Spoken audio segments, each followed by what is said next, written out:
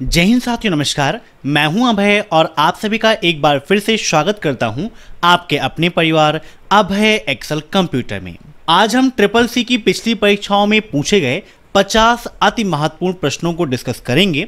कल की क्लास में हमने कंप्लीट मैराथन क्लास कराई थी जिसमें 100 क्वेश्चंस आपके साथ डिस्कस किए थे। अगर आपने उस क्लास को नहीं देखा है तो वीडियो के नीचे डिस्क्रिप्शन में लिंक दे दूंगा, वहां से आप देख सकते हैं या फिर आप प्लेलिस्ट को विजिट करके भी क्लास को अटेंड कर सकते हो। दोस्तों, एग्जाम देने से पहले आप सभी लोग अभय एक्सेल कंप्यूटर की ट्रिपल सी की महामैराथन क्लास को देखना मत भूलिएगा। वह एक क्लास आप सभी के लिए बहुत ज़्यादा इंपॉर्टेंट है क्योंकि एग्जाम में उससे काफ़ी सारे क्वेश्चन पूछे जाते हैं। और ट्रिपल सी के मॉक टेस्ट, ट्रिपल सी की ई बुक और ट्रिपल सी के क्रैश कोर्स के लिए विजिट कर लीजिए abhexcel.com। दीजिए टेस्ट, बनाइए खुद को बेस्ट। तो टाइम वेस्ट ना करते हुए चलिए शुरू करते हैं आज की ये क्लास, क्योंकि सीधी बात नो बकवास, यही है अभय एक्सेल की class. Let's begin in this topic.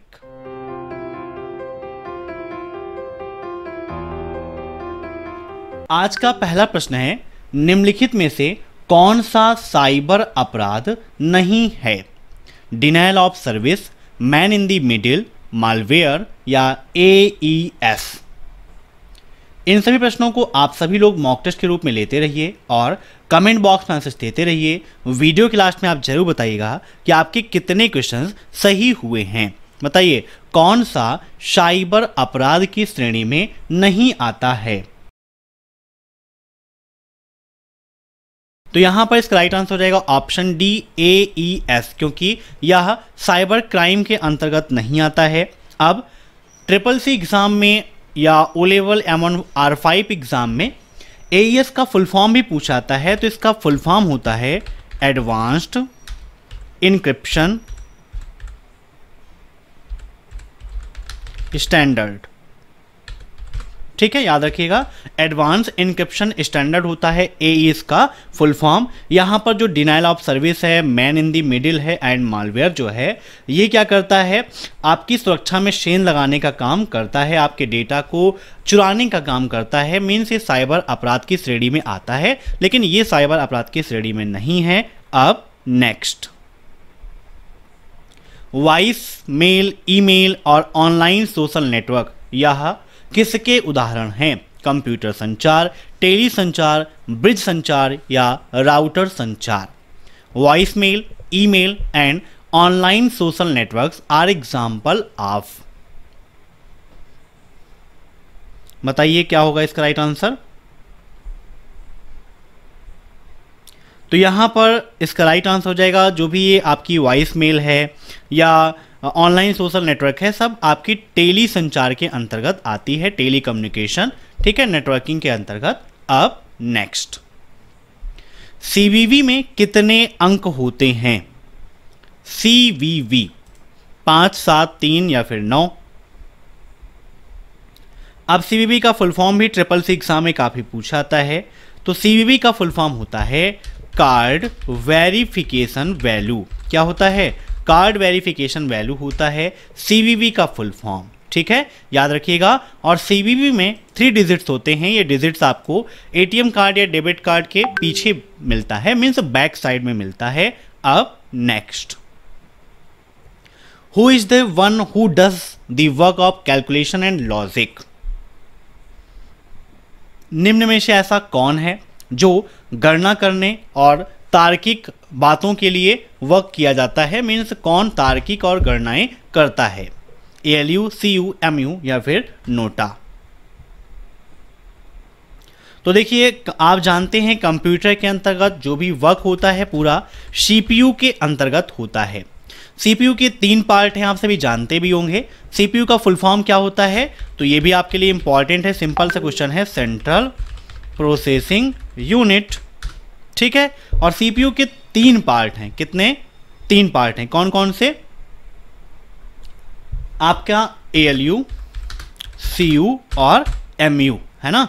ALU, CU, MU का मतलब अर्थमेटिक लॉजिक यूनिट, CU का मतलब कंट्रोल यूनिट, MU का मतलब मेमोरी यूनिट। ठीक है, अब यहाँ पर जो कैलकुलेशन से संबंधित वर्क है, मीन्स जो भी अंकगणितीय गणनाएं हैं, अर्थमेटिक कैलकुलेशन है या लॉजिकल कैलकुलेशन है, वो ALU के द्वारा होती हैं। CU सभी कंपोनेंट्स को कंट्रोल करता है और MU मेमोरी यूनिट डेटा को स्टोरेज करने का काम करता है। ठीक है, अब नेक्स्ट, निम्नलिखित में से कौन कंप्यूटर की विशेषता नहीं है? बताइए क्या होगा इसका राइट आंसर। कौन सा ऐसा है जो कंप्यूटर की विशेषता नहीं है? फीलिंग, स्पीड, ऑटोमेशन या वर्सटैलिटी? तो देखिए, कंप्यूटर का एक बार में एक से अधिक कार्यों को करना, उसका यह गुण ये कहलाता है। ठीक है, मतलब कंप्यूटर एक समय में एक से अधिक कार्यों का संपादन कर सकता है। स्पीड मनुष्य की तुलना में काफ़ी अधिक होती है। ऑटोमेशन भी है, लेकिन फीलिंग ये कंप्यूटर की विशेषता नहीं है, ये उसके दोष हैं। तो राइट आंसर का हो जाएगा ऑप्शन बी, फीलिंग्स। अब नेक्स्ट, अर्थपूर्ण डेटा का संग्रह कहलाता है। Collection of meaningful data is called, है ना। मीनिंगफुल डेटा का जो कलेक्शन है उसे क्या कहते हैं? इंफॉर्मेशन, नॉलेज, कंप्यूटर डाटा या फिर NOTA?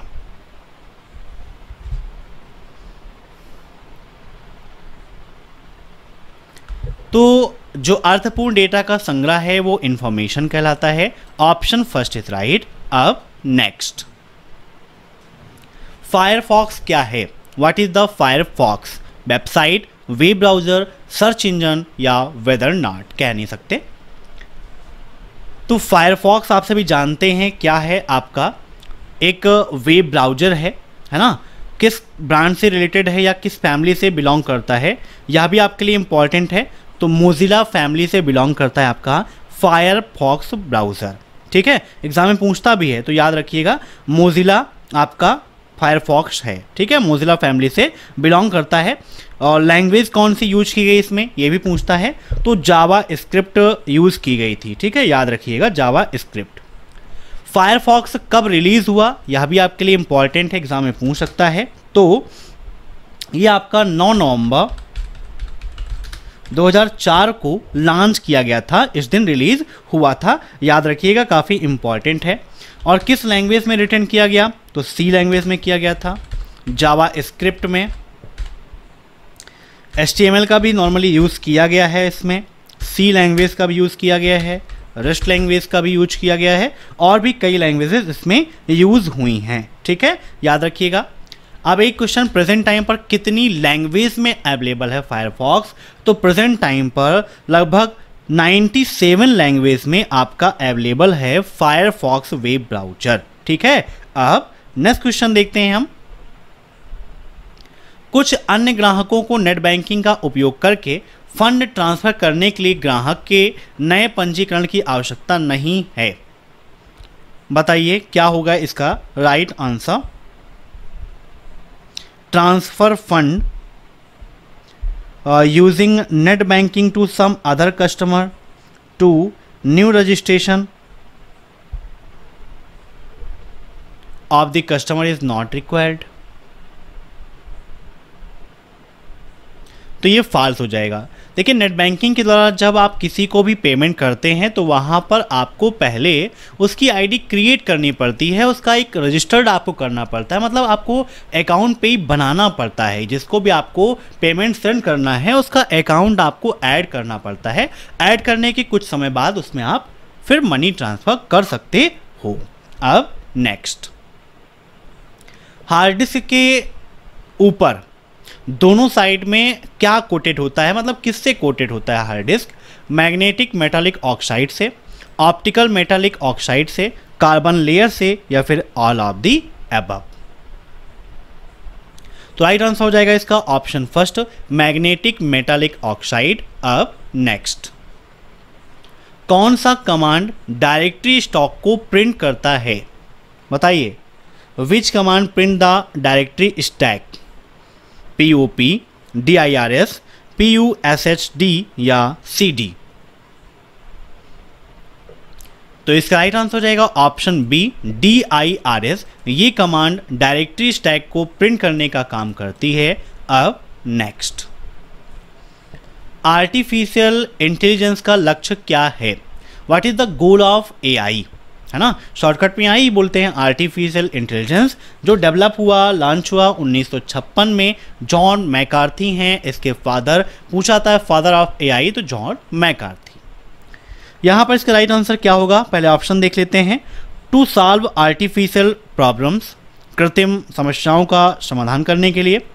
To extract scientific causes, to explain various sort of intelligence, या to solve real world problem.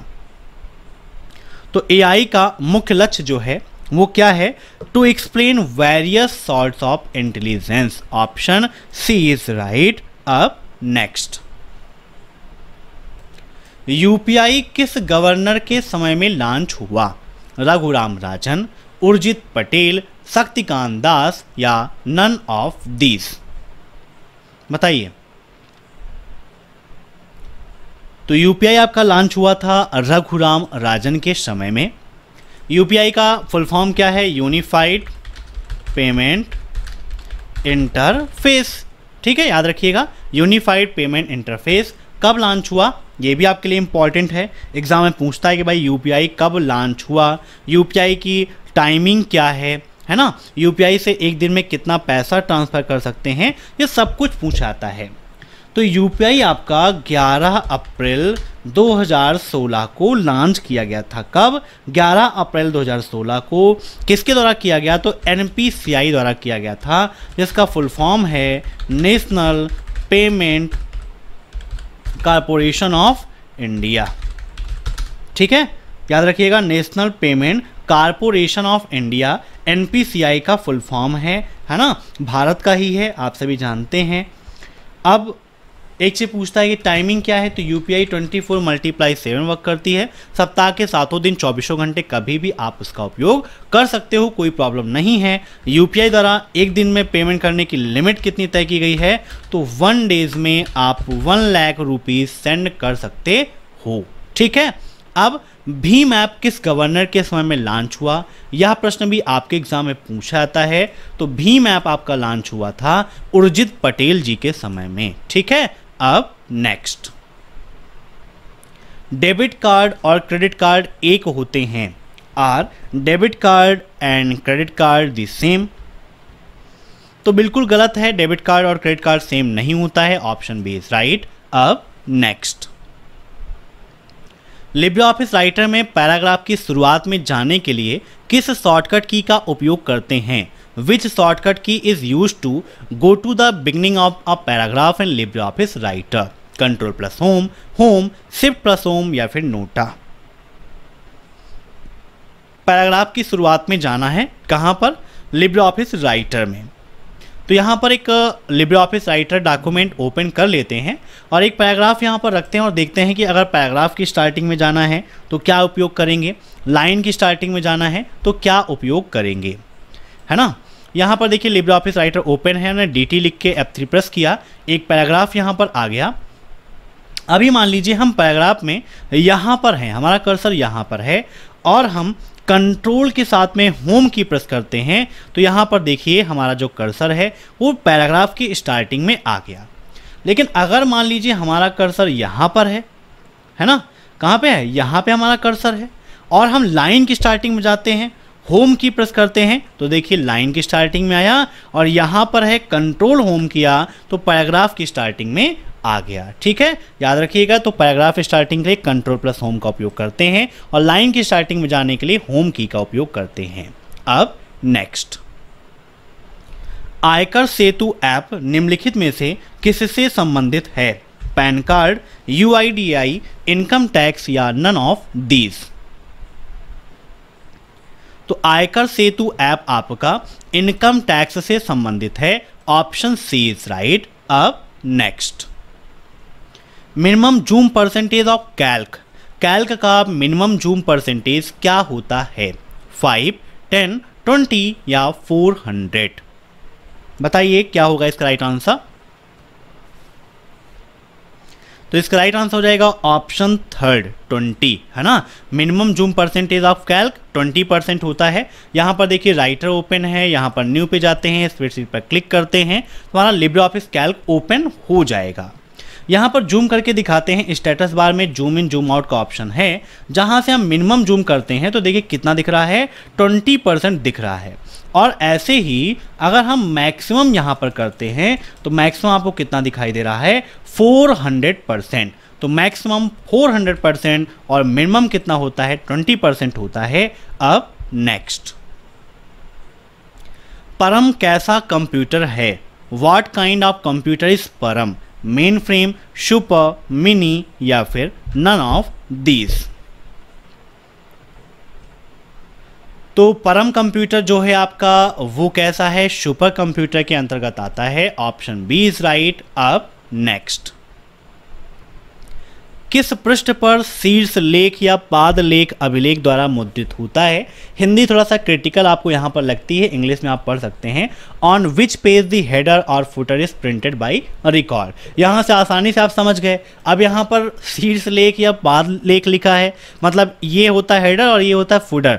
तो आपने पढ़ा सब कुछ है लेकिन हिंदी पढ़े, अरे ये तो यार कभी पढ़ा ही नहीं, कंफ्यूज हो जाओगे। तो इंग्लिश वाला भी आप देख लीजिएगा, सिंपल सा है क्योंकि शुद्ध हिंदी यहाँ पर आपको मिलती है।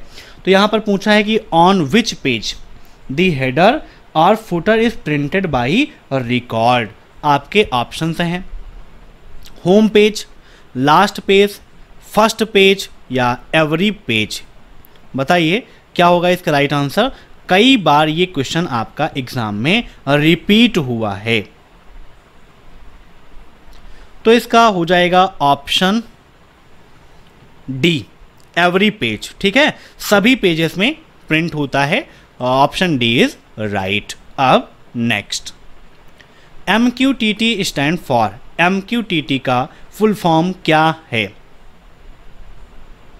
तो इसका फुल फॉर्म है MQ telemetry transport. Option D is right. अब नेक्स्ट, एक निष्पादन योग्य फाइल का मार्ग निर्धारित करने के लिए किस कमांड का उपयोग किया जाता है?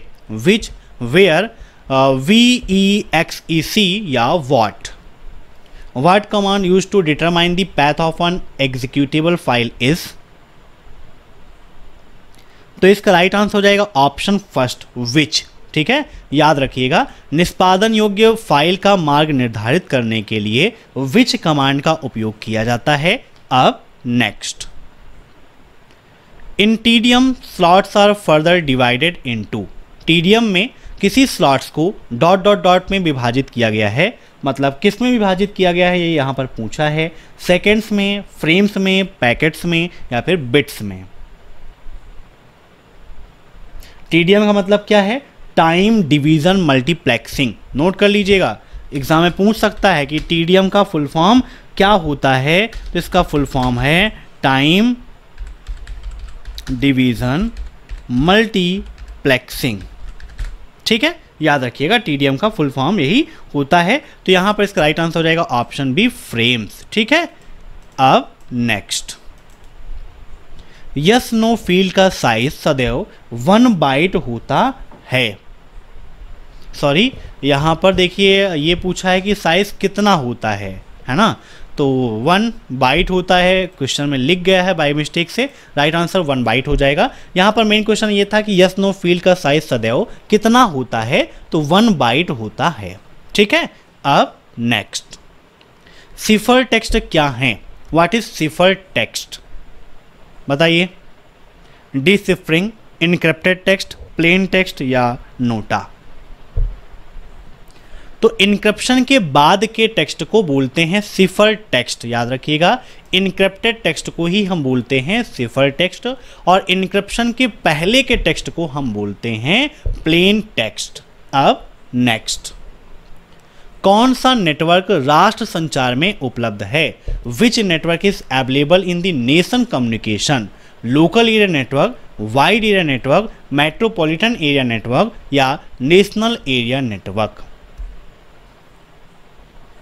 तो नेटवर्क संचार जो राष्ट्र के लिए हो, मीन्स बड़ी भौगोलिक दूरी, तो right answer wide area network वैन में होता है। ठीक है, बड़ी भौगोलिक दूरी के लिए। और किसी ऑफिस की बात करें, किसी बिल्डिंग की बात करें तो लैन, लोकल एरिया नेटवर्क। और अगर हम किसी शहर की बात करें, किसी क्षेत्र की बात करें तो वहाँ पर मैन, मेट्रोपॉलिटन एरिया नेटवर्क। अब नेक्स्ट, निम्न में से किस मॉडल में इलेक्ट्रॉनिक घटक संचालित होते हैं? BCD, डेसिमल, EBC, DIC या बाइनरी? क्या होगा इसका राइट आंसर, फटाफट बताइए।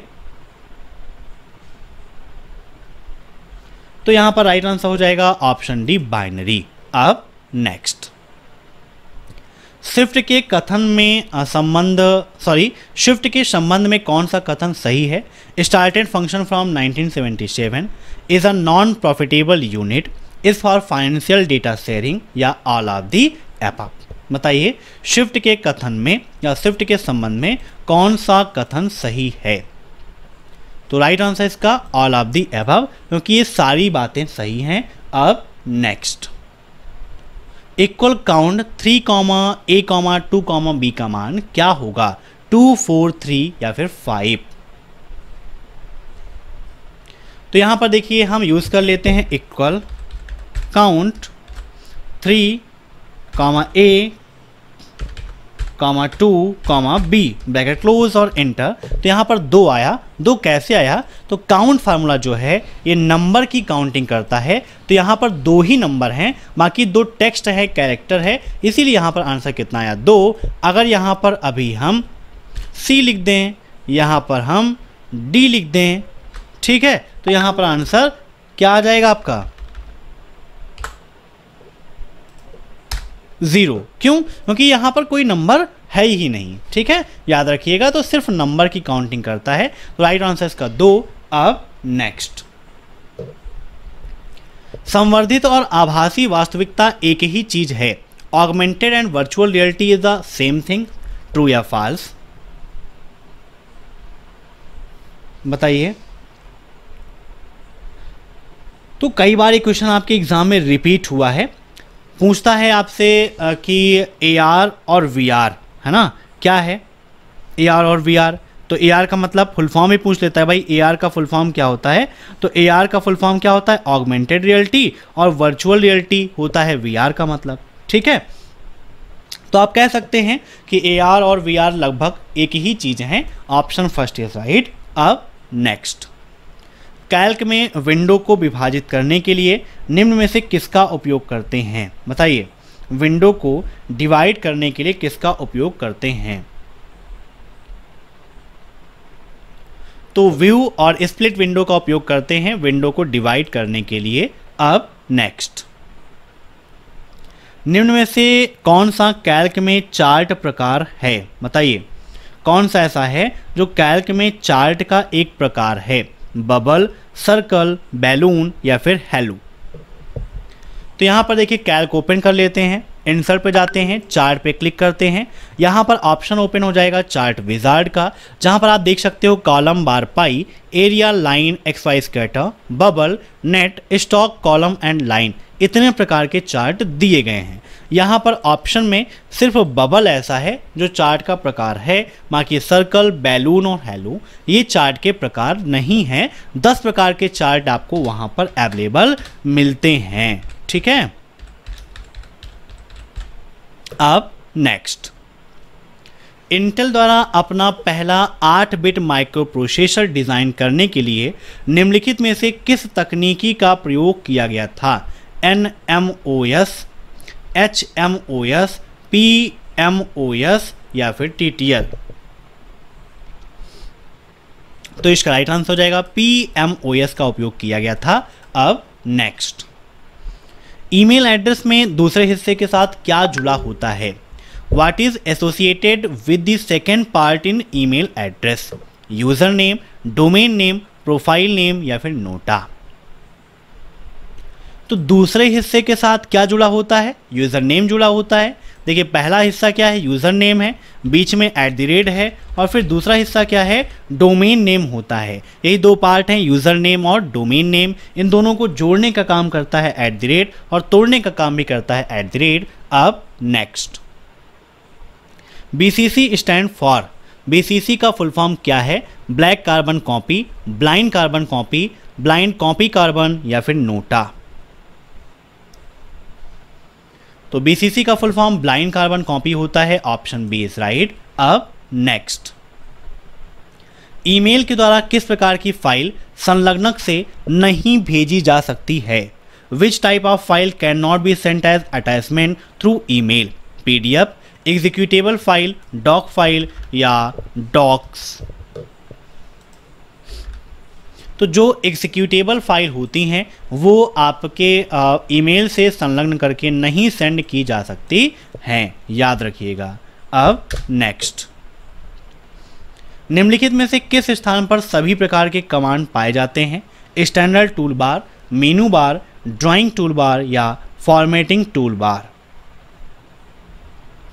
तो सभी प्रकार के कमांड आपको कहां पर मिलते हैं? मेनू बार में मिलते हैं। Option D is right. अब नेक्स्ट, वैक्यूम ट्यूब का आविष्कार कब हुआ? When was the vacuum tube invented? 1910, 1955, 1904 या 1946? बताइए। तो वैक्यूम ट्यूब का आविष्कार हुआ था 1904 में। Option C is right. अब नेक्स्ट, किसी प्रोसेस को बैकग्राउंड में कैसे चलाएं? बताइए।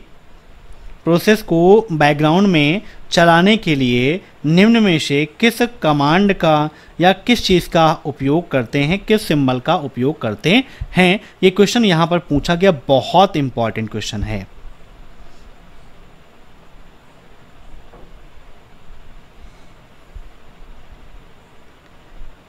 तो यहाँ पर राइट आंसर हो जाएगा ऑप्शन फर्स्ट, एंड ऑपरेटर का उपयोग करते हैं। ठीक है। अब नेक्स्ट, कैल्क एक सिस्टम सॉफ्टवेयर है। बताइए, क्या कैल्क एक सिस्टम सॉफ्टवेयर है? ट्रू और फॉल्स?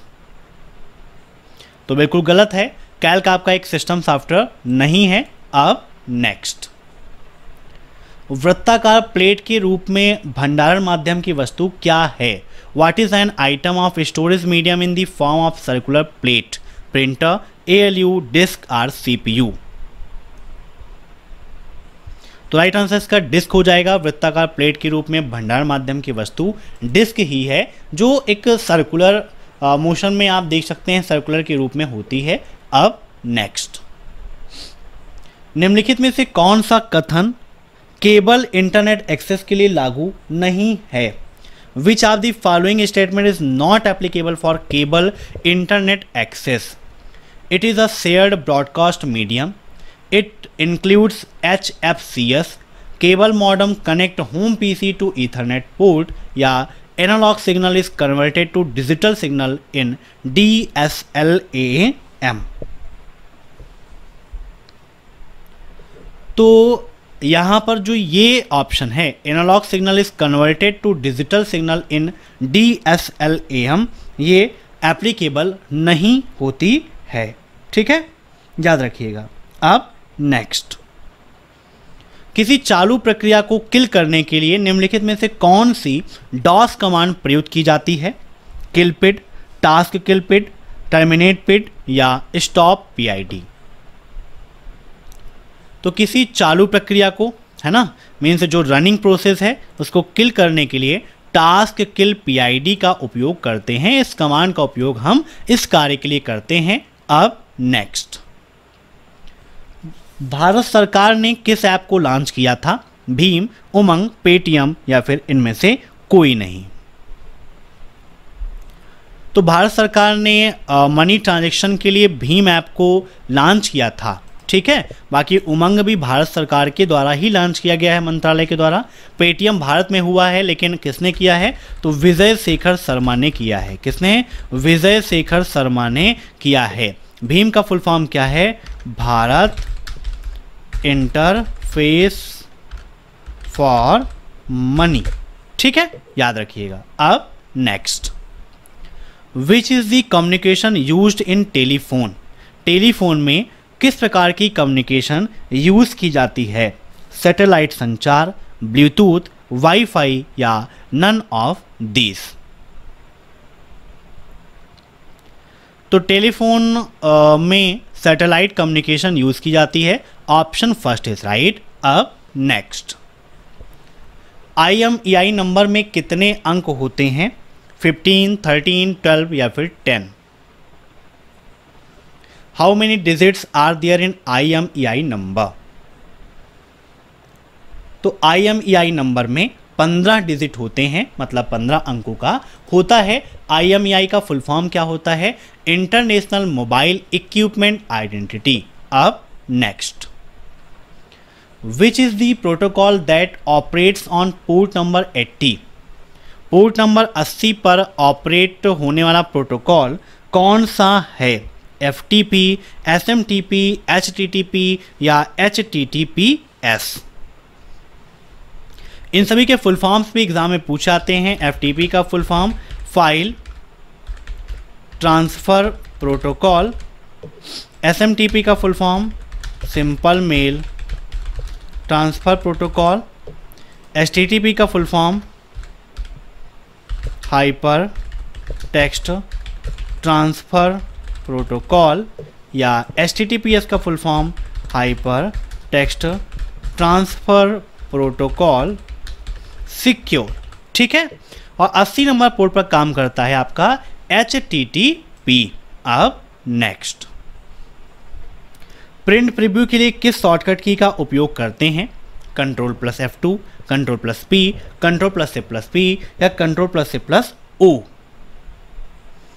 तो प्रिंट प्रीव्यू के लिए Ctrl+C+O का उपयोग करते हैं। अब नेक्स्ट, आभासी वास्तविकता कंप्यूटर और अन्य मल्टीमीडिया उपकरणों का उपयोग करके एक अलग वातावरण बनाने की उपयोगकर्ता इंटरफेस पद्धति है। ट्रू या फॉल्स? मोस्ट इंपॉर्टेंट क्वेश्चन है, बताइए। Virtual reality is as user interface methodology of creating a different environment using computers and other multimedia equipment. तो बिल्कुल सही बात है, ऑप्शन फर्स्ट इज राइट। अब नेक्स्ट, ईमेल में सिग्नेचर कहां पर जोड़ा जाता है? बताइए, ईमेल में सिग्नेचर कहां पर जोड़ा जाता है? लेफ्ट, राइट, सेंटर या फिर बॉटम? तो ईमेल में सिग्नेचर कहां पर जोड़ा जाता है? तो बॉटम में ऐड होता है। अब नेक्स्ट, निम्नलिखित में से कौन सा संयोजन लिब्रे ऑफिस में तालिका की मतलब टेबल की चौड़ाई को कम करने के लिए उपयोग किया जाता है? Alt plus insert plus right arrow, Alt plus right arrow, Alt plus left arrow या Alt plus control plus right arrow? बताइए, टेबल को विड्थ को कम करना है ना? तो टेबल की विड्थ को कम करने के लिए Alt प्लस लेफ्ट एरो का उपयोग करते हैं। Option C is right. अब नेक्स्ट, प्रतीक तालिका के निर्माण के लिए कौन जिम्मेदार है? Who is the responsible for creation of the symbol table? Assembler, compiler, interpreter या ऑल ऑफ द मेंशन? तो यहां पर इसका राइट आंसर हो जाएगा ऑप्शन बी। प्रतीक तालिका के निर्माण के लिए कंपाइलर आपका जिम्मेदार होता है। ठीक है, तो ये थे आज के मोस्ट इंपॉर्टेंट क्वेश्चन। आशा करता हूँ कि आज की यह क्लास आपको पसंद आई होगी। दोस्तों, अगर आपको यह क्लास पसंद आई हो तो वीडियो को लाइक जरूर कर दीजिएगा। कमेंट बॉक्स में जरूर बताइए कि आपको यह क्लास कैसी लगी। साथ ही साथ चैनल पर नए हैं तो चैनल से जुड़ने के लिए सब्सक्राइब करके बेल आइकन प्रेस कर दीजिए। Thanks for watching my video. फिर मिलते हैं नेक्स्ट क्लास में कल शाम 8 बजे। तब तक के लिए बाय।